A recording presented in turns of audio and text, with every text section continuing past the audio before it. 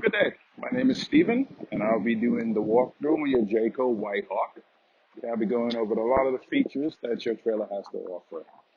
Okay, this first section here, you have your storage compartment. It's good. It has these magnetic catches to hold your compartment door open. And inside, as you can see here, we do have a tap light on the wall with the center button there. The switch here controls the LED lights on the nose cap there. And then you have your 110 outlets for any external devices you want to plug in. And tucked up here, you have your picnic table. It's a good storage place for it right here for you. Make sure in traveling, you just fasten the snap back there. And inside, you have two crank handles. The smaller one is for your tongue jack. I'll show you where that goes. And this is for your four stabilizers on each corner. Now these doors are slam latches, so feel free to let them go down. They're meant to take a licking. Now on the front of your trailer, you have your two 30-pound propane tanks. You have your regulator control here at the back side. Currently, we are facing this tank. Basically, to switch it over, you just turn it over that way. Straight down, it's completely off. I always recommend leave whatever direction the valve is pointing open and the other tank closed. That way you can monitor your propane correctly. Now your tongue jack, this little rubber cap is where you will insert that smaller crank handle so you can manually lower and raise your jack in the event that the fuse pops on this thing here. Then you have your up and down on the tongue jack and your adjustable foot there. And the red button is for your LED light for nighttime hookups. And on this side of the trailer, the A-frame, you have your solar panel portable plug-in, okay? All Jaycos give you the wire connection that is designed for this plug-in, then you can splice into a portable solar system. Okay, this is just the other side of the pass-through storage. It goes all the way through. The picnic table is only accessible from the other side. Okay. Here, you have your black tank sanity flush, okay? I'll go over a little bit more when you're there, but in this area, you have all your trailer information, the tire pressure load, the GVWR, and other odds and ends of the capacity towing of your trailer.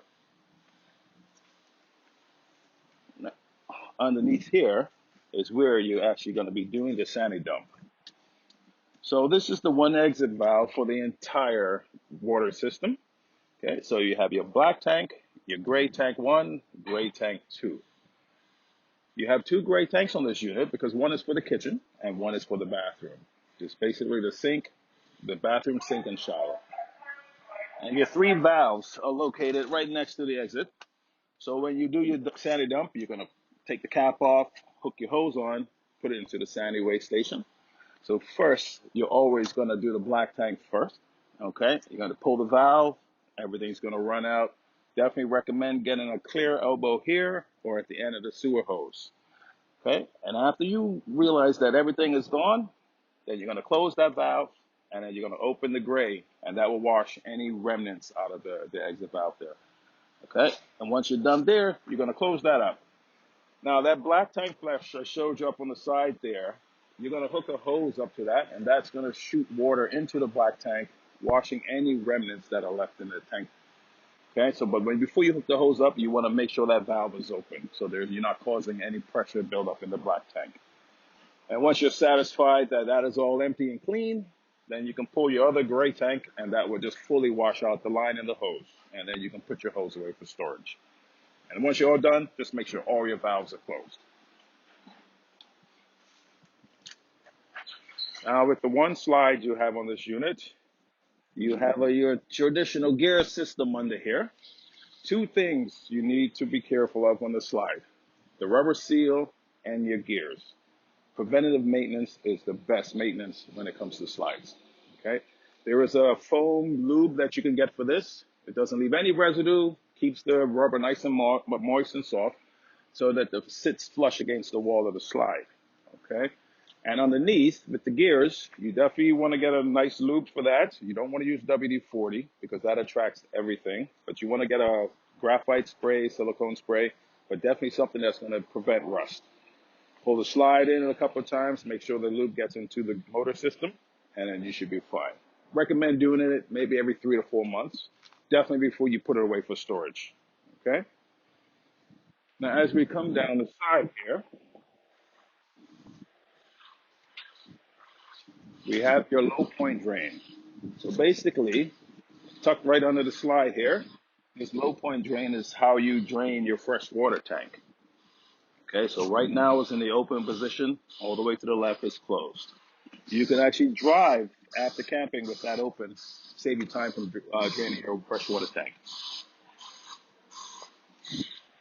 Okay. Now located in your bumper, this bumper is hollow all the way through. So when you finish your sandy dump, this is where you're going to stick your sewer hose. Okay, you don't want to put it anywhere else except in here. Now, because this unit is pre-wired for cable TV, this coaxial input will feed the 2 jacks inside the trailer as well as on the outside. Okay. Now you got your ladder. It's reinforced right to the framing of the unit, so feel free to climb up.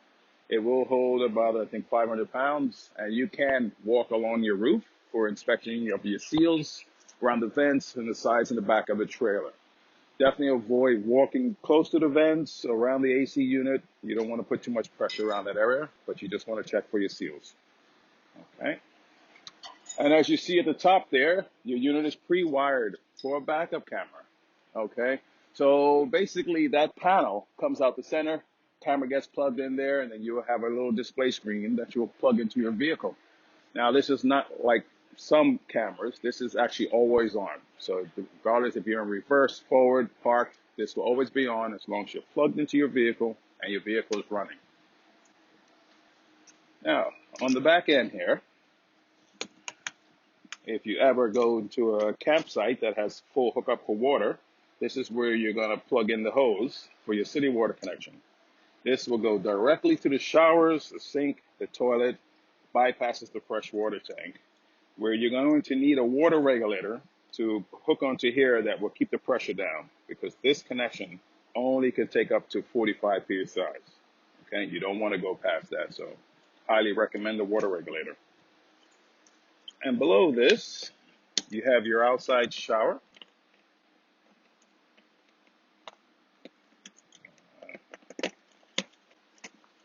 All right, you have your hot and cold taps there. You got a little holder for the shower head itself to stick in there. And this shower works off the pump-on system inside. I'll show you that once we get inside. And actually also, there's an on and off switch here, so you can help conserve water.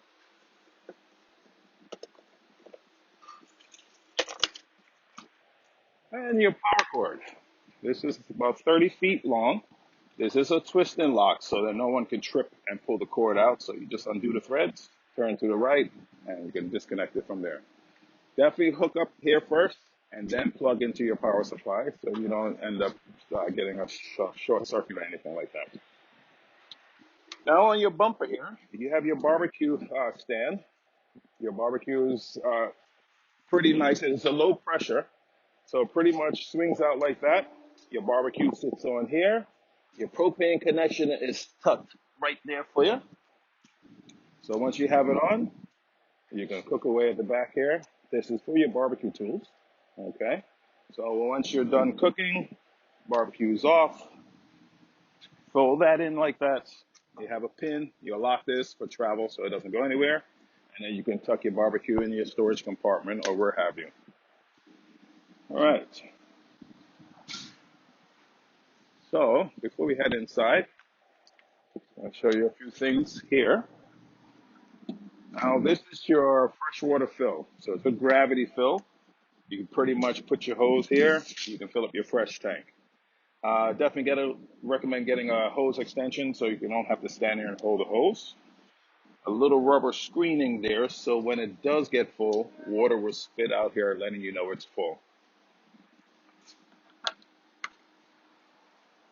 And here we have your hot water heater. Currently, this one has been winterized, so the plug is not in.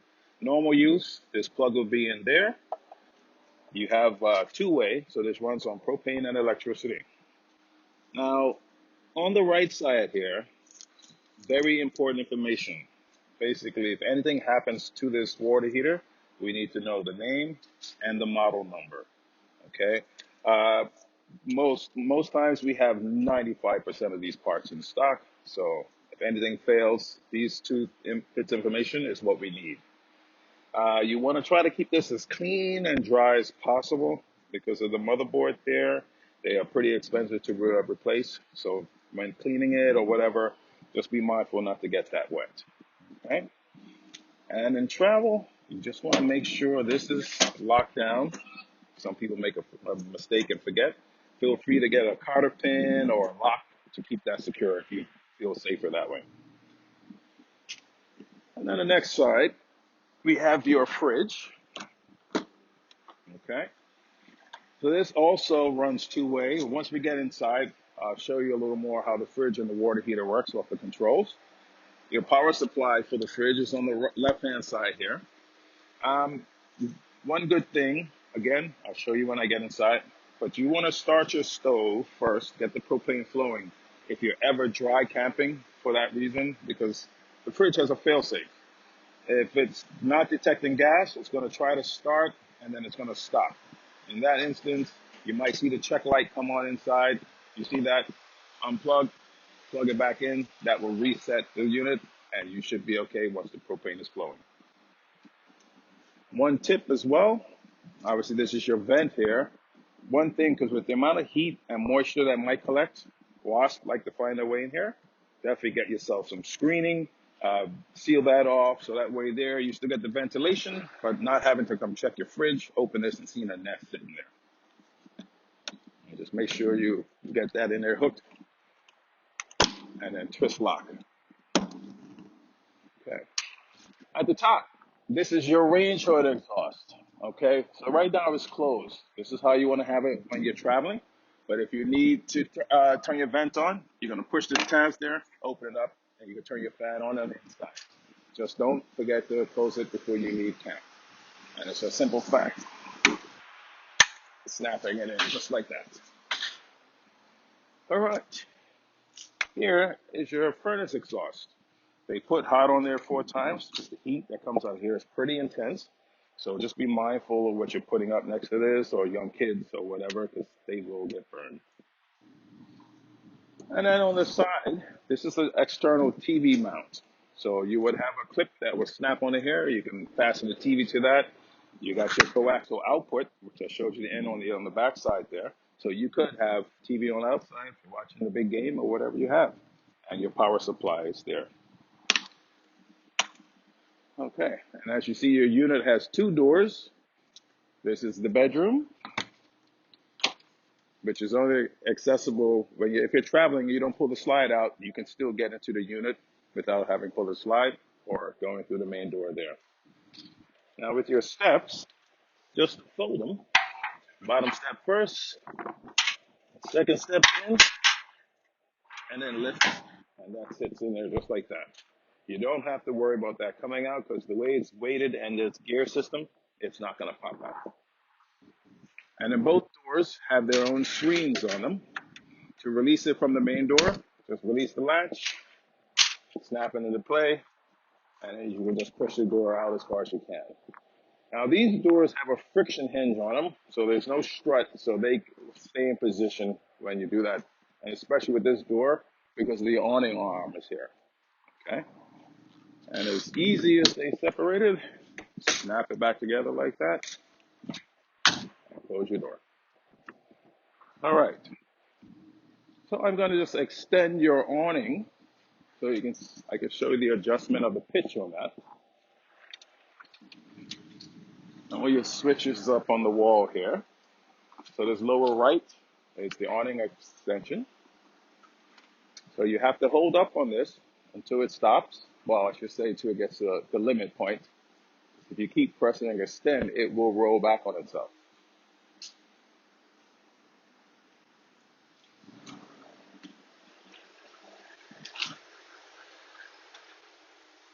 As that gets right to that limit, you're going to see that little flap.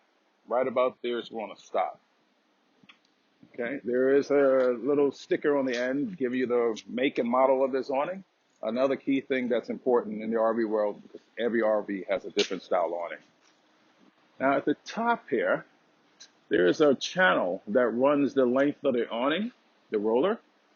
That is for screening or extra lighting. It just either clips in there or slides, and it goes the whole length of the roller. Okay, so it also with this awning, you can adjust the pitch. All right.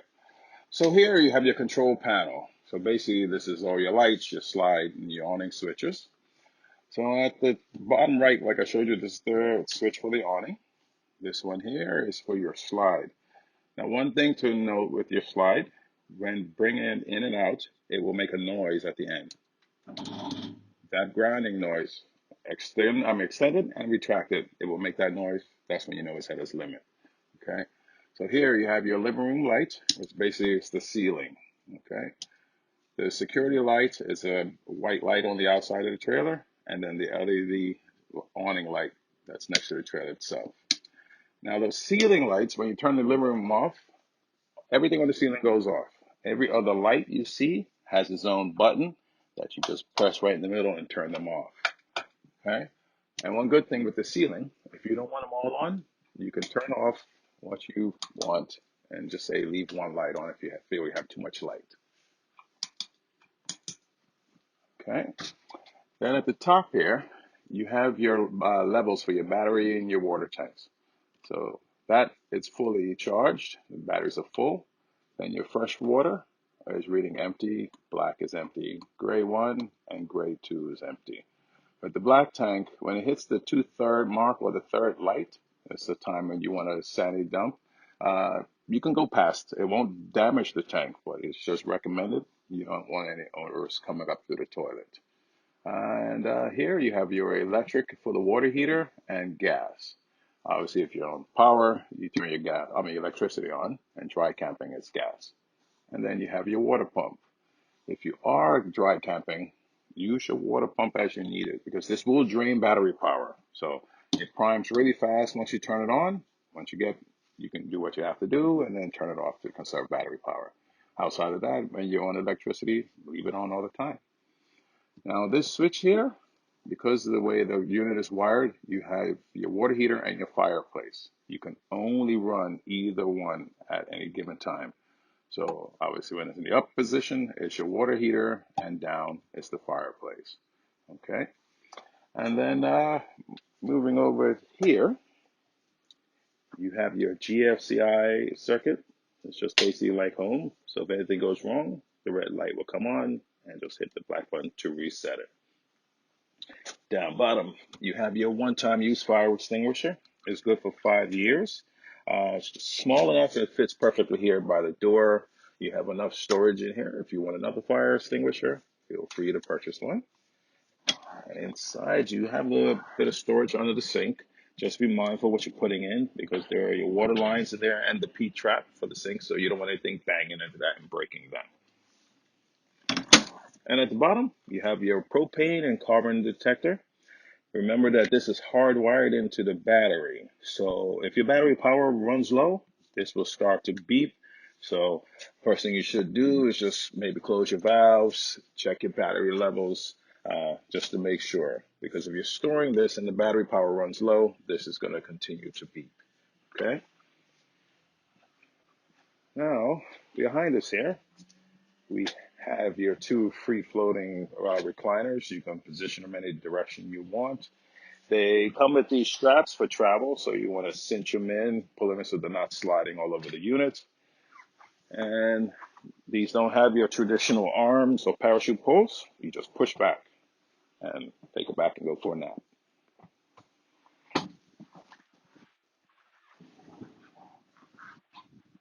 You got your storage above here. Also know that there's not a real lip in here, so if you're storing things up here, realize they will move around for travel, so be careful opening these doors.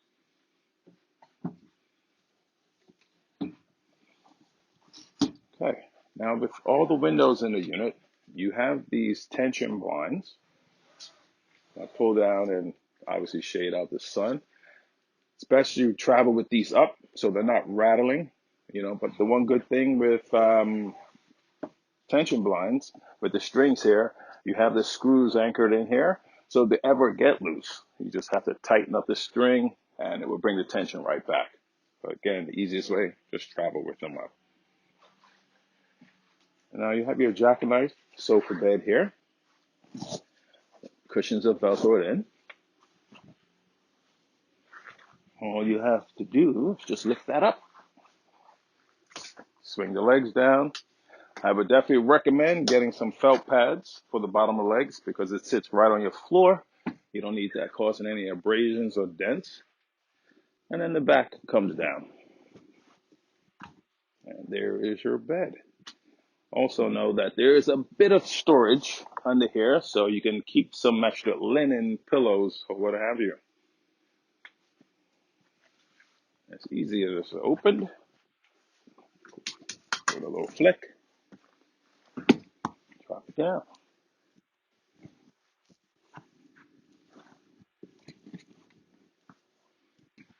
Okay, so as you see at the bottom of the dinette and the couch, you have a bit of accent lighting. That is the switches on the wall here. So that controls the 3 lights underneath the seats. And then the other switch is for the overheads, which also has its own switch on it as well. And so does the sconce light. And these are just taps or on the wall here. Now your dinette does convert into a bed. The table simply pops out. You can remove the legs. The legs are the same size on either end, so it doesn't make a difference which end you put them in. And then the table sits on a little lip underneath the cushions.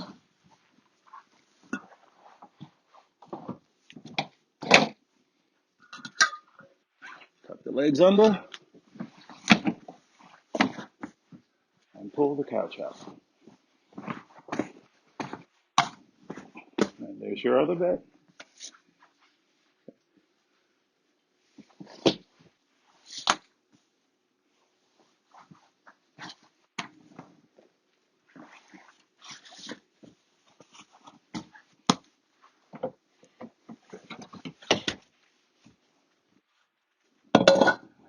With this table system you have here, the table is really sturdy. As long as you put the legs in nice and firm,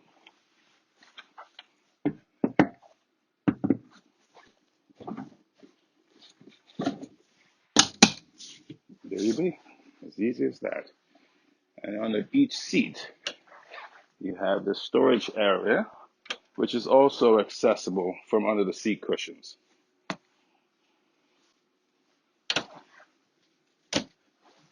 Right. Over here, which is only with Jayco, you have this roll-up mat, which is good to rinsing off the dishes or fruits and vegetables or whatever. Roll it up, tuck it away. One good tip as well, your stoppers for the sink, always keep it like that. So someone might leave a tap on, you hook up to water, stoppers rattle, lock into place, and you're walking into your new jacuzzi.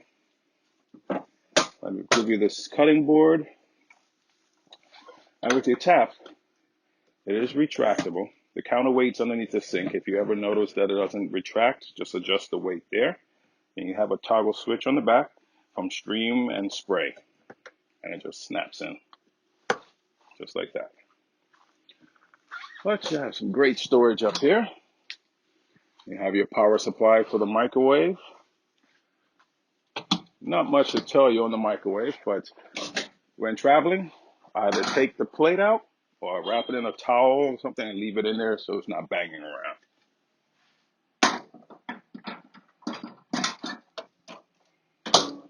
And then your range hood with the stove light and your fan, which goes with that vent I showed you on the outside. All right, so next here we have your Furrion gas stove. At the top, you have your 3 burners. You got your glass lid. Just be careful with this stove because if the lid breaks, you have to replace the entire cooktop there. Okay? So going to the days of barbecue lighters, Furrion, it starts just by turning the knob, pushing it in to the flame, and clicking the sparker over, starting the flame on the stove. All 3 work the same way by turning and sparking and starts up. It's a good way to prime the trailer too with your propane. With the oven, it has a spark on it as well. So on the knob itself, it has a flame. You push it in until it doesn't go anymore. So it's just pretty much marked there. Hold it in, and then you're going to spark. You might have to hold it in a while to get the gas to start flowing. But once you do and you see the pilot light lit, hold it for a couple of seconds. So when it warms up, when you let go, the flame should stay on. Then you can go ahead and crank the stove up to whatever desired temperature you need. The shelf in here is adjustable. It has 2 heights. You just pretty much pull it out that way and put it on the highest level for broiling or whatever you have. And it sits in there like that. Not much space in here. You can feel free to, if you want to cook and take this out completely and put your pan on this here.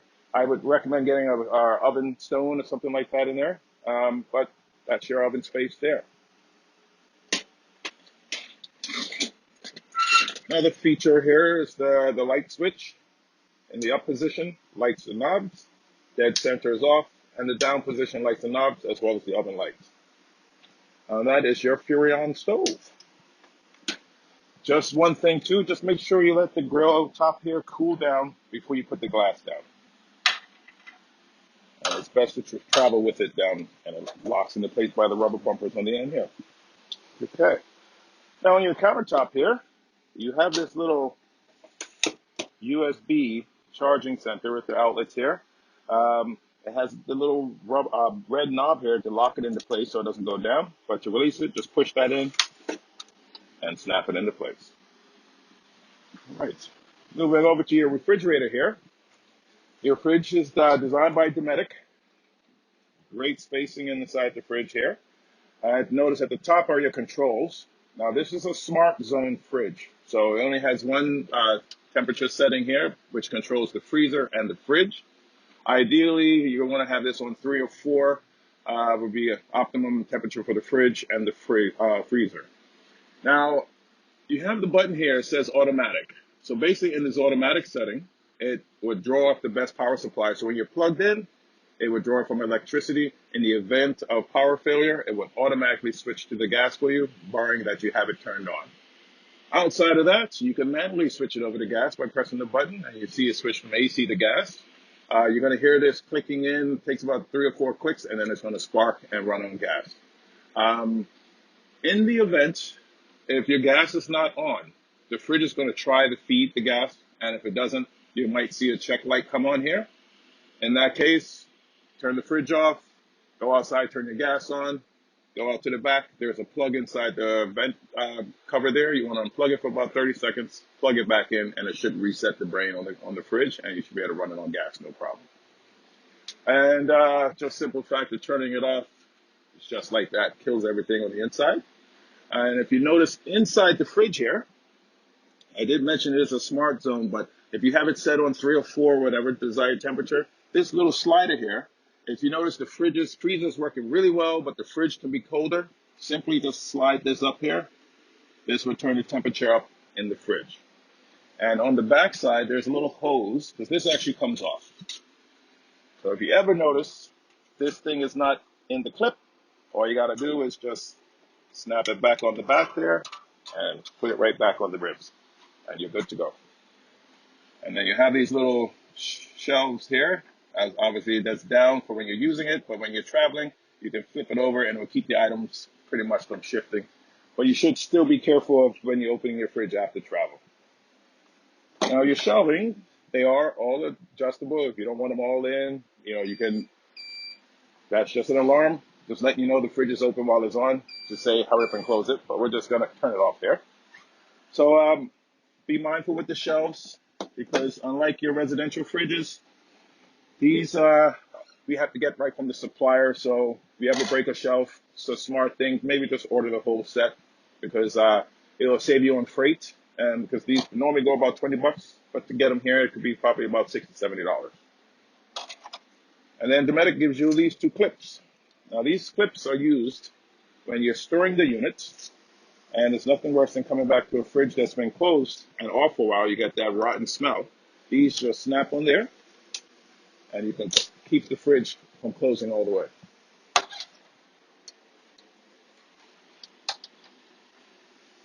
Actually, I'm sorry, I'm putting them on backwards.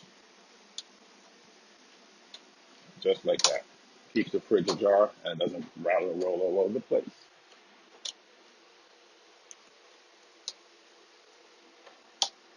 Just like that.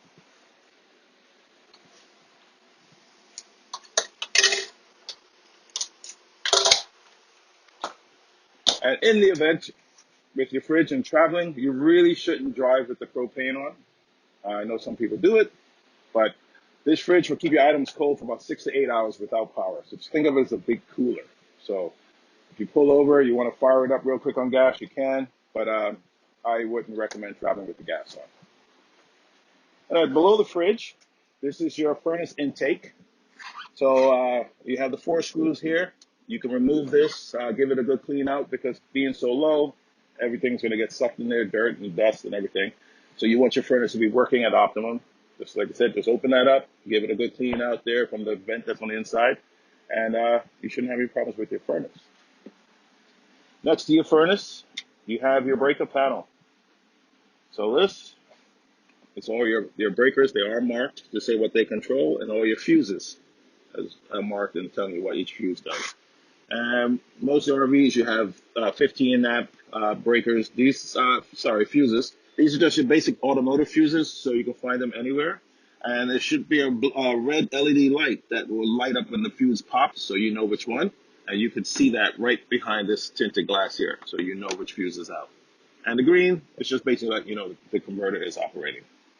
It has a built-in fan, so when you are plugged in and you have everything on, you might hear the fan kick in, but it's really low. But that's just keeping itself cool. Now moving up here, we have your little pantry storage. The shelves go right back to the wall of the trailer, so it's giving you a good bit of space in here. And if I'm correct, these shelves are removable. So if you don't want them in there, you can take them out if you don't want to use it for pantry. Now, to your TV and entertainment system here. These TVs are HD based on the antenna on the roof, so you can get so many channels for free. And this one does swivel out a bit, so while you're in the kitchen cooking, you can watch a little bit of TV here. So when you turn this on, this is already wired into the antenna. So basically what you're going to do is you're going to go into your menu and go to channel, just make sure that it's on air. So that's running off the antenna. If you ever hook up the cable, you just switch it over to cable. So while it's on air, you're going to come down to auto scan and hit yes. So what it's going to do, depending on the location that you're at, you're going to probably get anywhere from 3 channels, maybe up to 21. I know here at Traveland, when we scan, we got about 21 channels on the launch pad here. So let's see what comes up here. So while that's doing that, the TV will automatically come back on. But I do want to show you on the back side that this has a locking for travel. So when you are closing your TV, never push the TV from the edge. Always push from the top and bottom, and it snaps in that way. And then you got the strap here to release the pin.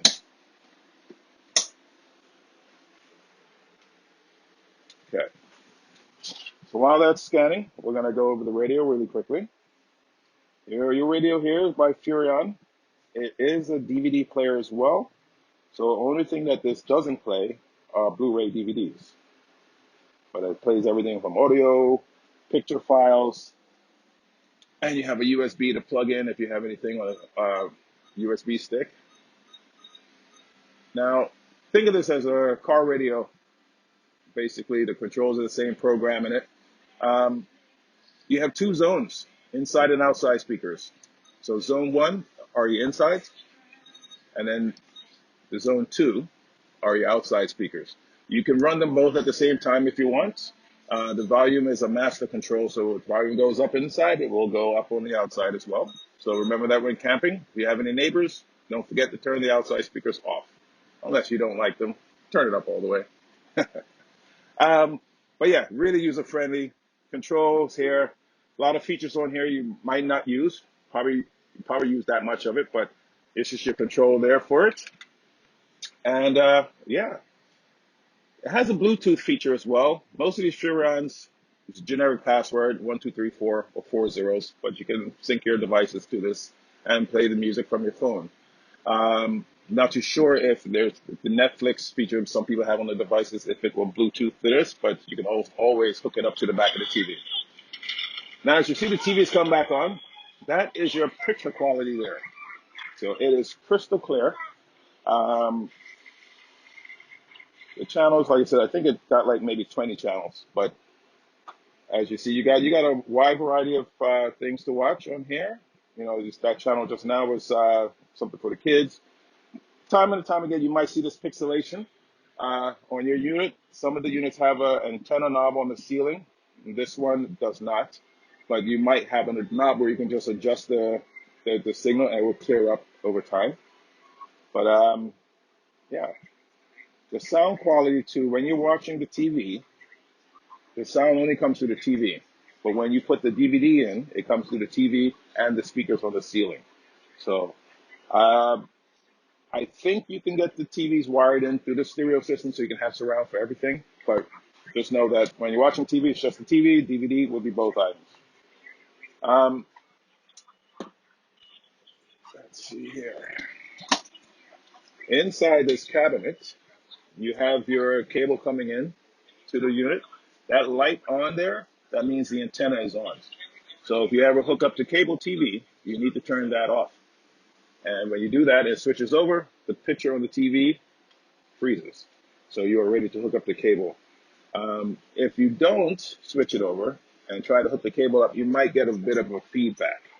But just be mindful if you ever do, just switch it over. And as soon as I switch it back, the TV comes right back. And again, the picture quality is fantastic. So we'll turn that off.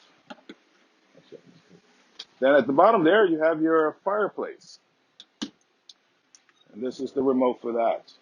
There are some pretty cool features on here. Now, turning on, you see the colors there. I can cycle through the colors on the rocks or the flame. You have 8 different color patterns. And then I can, oops, hit the wrong button, sorry. And then I can change the rocks as well. So to whatever color you want, depending on the season, you know, you can control it that way. Now with the flame control, this turns on the temperature setting, and then I can adjust the temperature. It goes up by 2-degree increments. Okay, and I believe the highest is the 82. Okay, now when it says on, that means it's just on.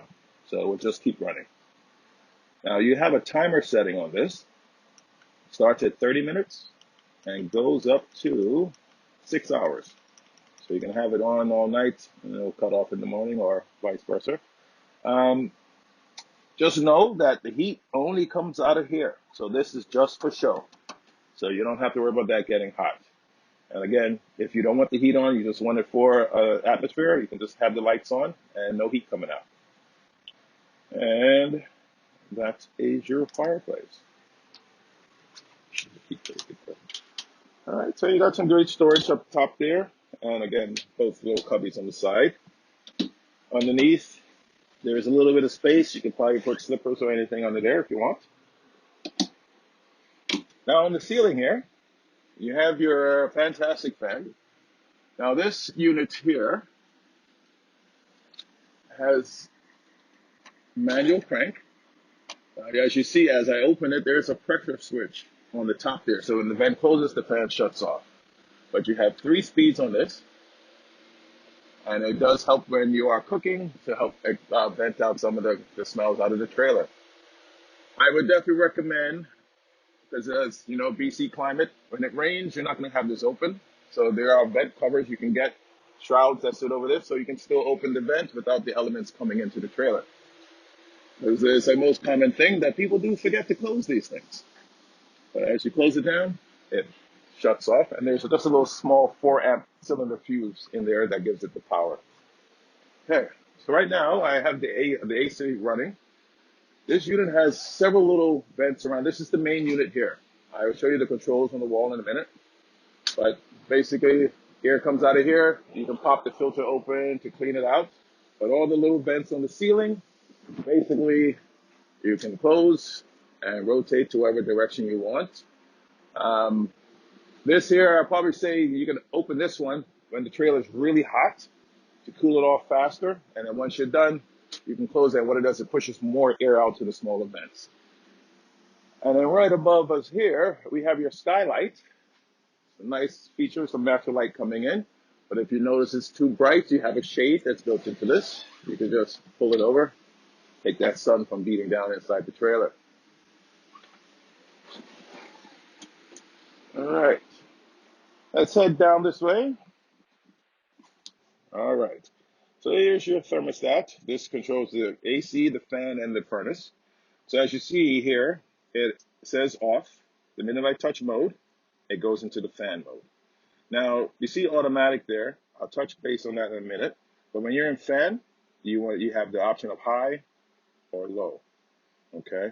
So when you're doing that, it's pretty quiet. It's about to kick in now. So that's just basically just circulating the air, just cool air coming through, not cold. The next setting on this thing is the air conditioner. Now, before you leave fan, you have to make sure that your thermostat is on auto before you switch over. Because if you don't, the AC and the furnace will both come on. So right before you leave fan, have it on auto. When you hit mode, then you have your AC. Okay, and that will kick in. The fan shuts off and the AC will kick in. You have your temperature controls there. And the reason for automatic, like I said, it works on the temperature control. So you need to have it on auto so it can recognize the temperature setting. Now, if right now is reading Fahrenheit, if you prefer Celsius, just by pressing up and down at the same time, it switches over to Celsius for you. Okay. Now after AC is your furnace. Again, once if the AC was running, it will run, and then the furnace will kick in, and then AC will stop. So there's your furnace. Unlike the fireplace, which is instant heat, this takes a little time to warm up, but it's pretty good, and it does run off your gas. So make sure your gas is on when you have the furnace setting on. Now, if for whatever reason that this thing to start acting a little wonky, you can reboot the system by holding the power and the up button down at the same time. And then two dashes will come up on the screen.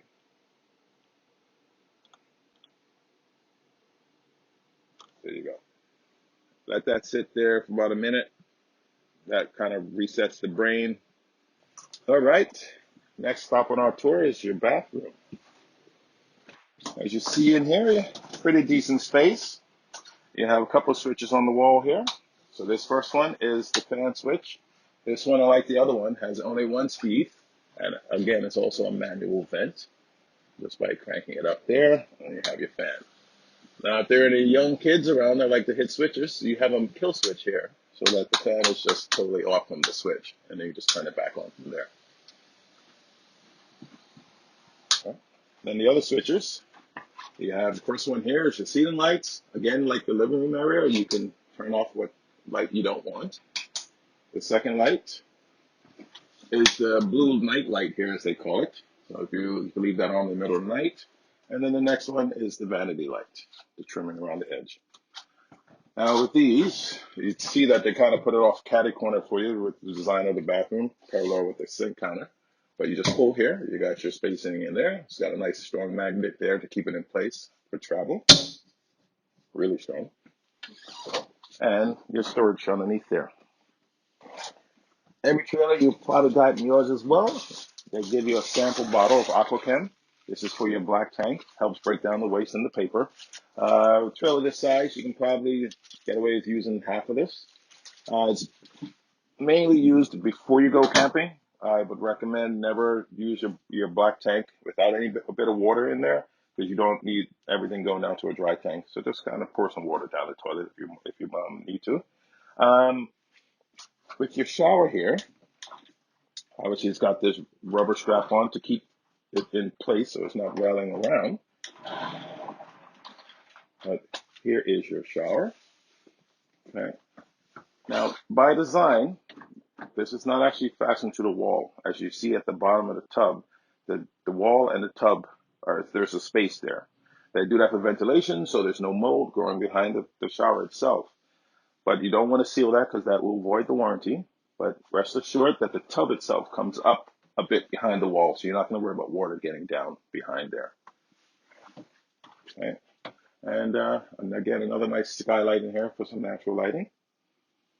Now, for whatever reason, if you have any issues with the drain, you can just remove this panel and have access to the bottom of the P-trap there to clean out the line or whatever.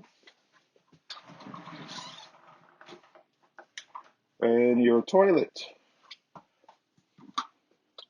When flushing the toilet, what you want to do is you want to press down halfway on the foot flush. That will fill the toilet up with water. Do what you have to do when done, all the way down the flush. In the hotter months, I would definitely recommend leaving a bit of water in the tank. That will act as an extra seal. Once that ball cap is closed, it keeps an extra seal, keeps the odors down as well. Okay? And most of the RVs come with the real toilet. So mild cleaner to clean the inside. Never, if you have a blockage, you never want to snake in an RV because the piping, this is just PVC, so you don't want to burst anything. So get a professional to come and clean it out. Come see us at Traveland. One key thing as well with your toilet, there's a model number at the base of the toilet. Very key to know the make and model if anything ever happens, because every RV has a different toilet, and believe it or not, there are probably over 100 different styles of toilets. So that model number on the back is very key. And you have another little cubby up here for extra storage. And that's pretty much a bathroom there, guys.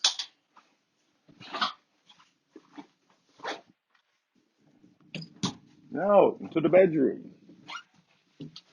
Again, I just love the window up the front. Let some natural light in. But for those that like to sleep in, there's a little shade here that you can pull down. That will black out the unit altogether. Okay. Now you notice these little sconce lights here. There are a couple of different settings. By pressing the button once, the actual back end lights up. You press it again, blue light, and then press it again, white light. And then these are bendable to whatever position you want. Both of them operate the same way. And then at the back of their little nightstands, if you want to call it, on each side of the bed, there is a switch that will light up a nice blue light on the back side there, so you're not too much bright light in here. And the ceiling lights will be on the wall. Again, if you don't want them all on, just press one of them off if you need. And another vent fan there. Again, the switch on this one is actually just on the fan itself. So you have to turn it on from here. Again, cranking it open with the knob there. Also on the ends of the beds here, you have an outlet on both sides. But this, on the door side, there is a USB charging station that you can plug your devices in. As well as in the closets here, you have a shelf that can come out. So if you want to hang clothes, and it's the same on the other side. Or if you just want to keep maybe one shelf in the other one and use the other one for hanging.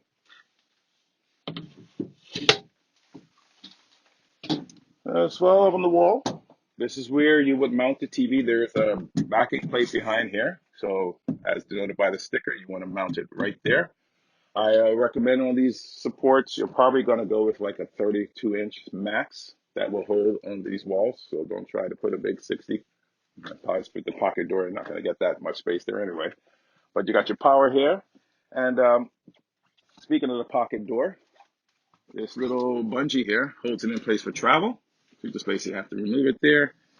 And then you have the catch to give yourself a bit of privacy. And at the bottom, you have this little slide guide that keeps the door from rattling too far. It can actually slide out. So if you ever notice it sticking out, just give it a couple of taps with your foot and it will slide right back in.